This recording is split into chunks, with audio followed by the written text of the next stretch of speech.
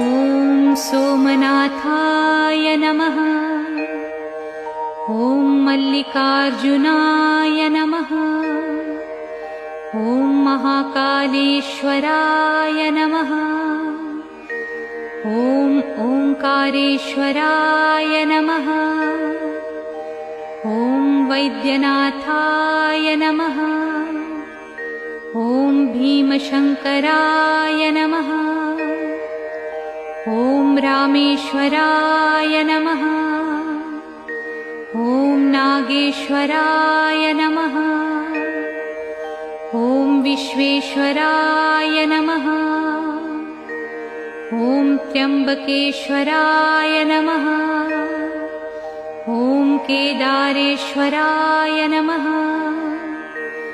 ॐ भुस्मेश्वराय नमः।